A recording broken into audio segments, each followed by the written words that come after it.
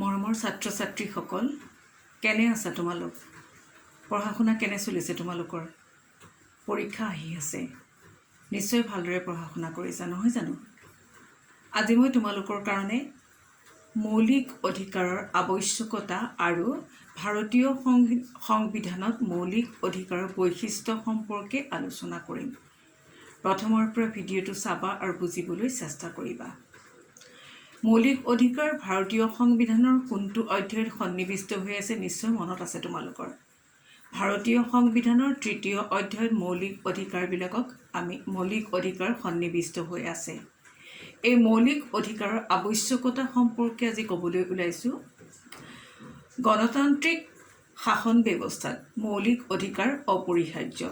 সংবিধানত মৌলিক অধিকাৰ সন্নিৱিষ্ট কৰাৰ যথেষ্ট প্ৰয়োজনীয়তা আছে।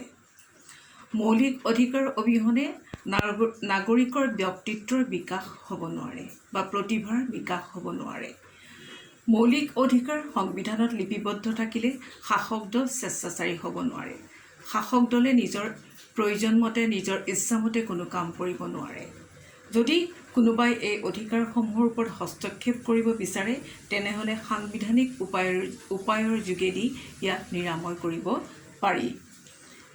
এই অধিকাৰসমূহ ভাৰতীয় সংবিধানৰ মৌলিক অধিকাৰসমূহ জাতি, ধৰ্ম, বৰ্ণ ভেদে সকলোৱে সমানে উপভোগ কৰিব পাৰে।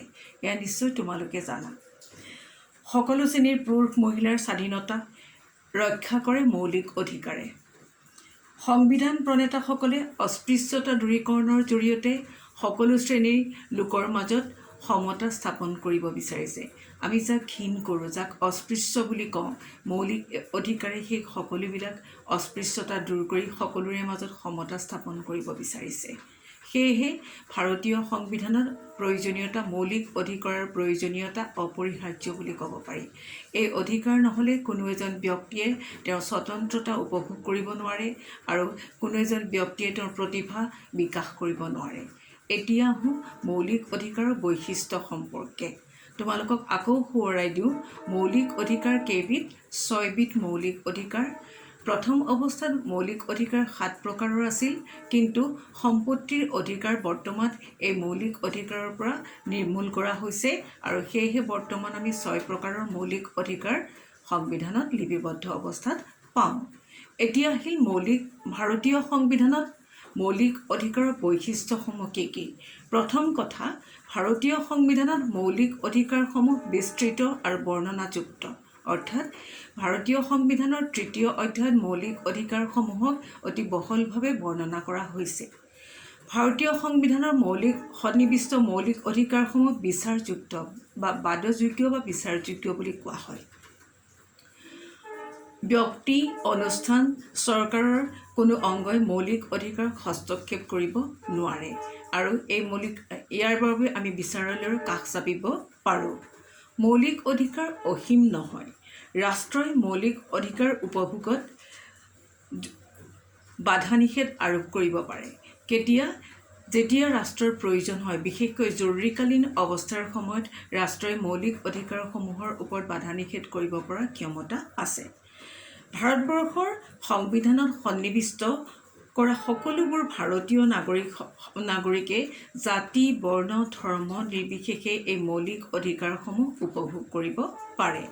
দেশৰ জৰুৰী অৱস্থা বাহাল থাকিলে কিছুমান অধিকাৰ ভোগ কৰাৰ ক্ষেত্ৰত বাধা নিষেধ আৰোপ কৰিব পৰাৰ ক্ষমতা ৰাষ্ট্ৰৰ আছে। গতিকে আমি মৌলিক অধিকাৰৰ বৈশিষ্ট্য সম্পৰ্কে এইখিনিয়ে পালোঁ। তোমালোকে বুজিবৰ চেষ্টা কৰিবা। প্ৰথম কথা হ'ল, একেবাৰে চমুকৈ কওঁ, মৌলিক অধিকাৰ বিস্তৃত আৰু বৰ্ণনাযুক্ত।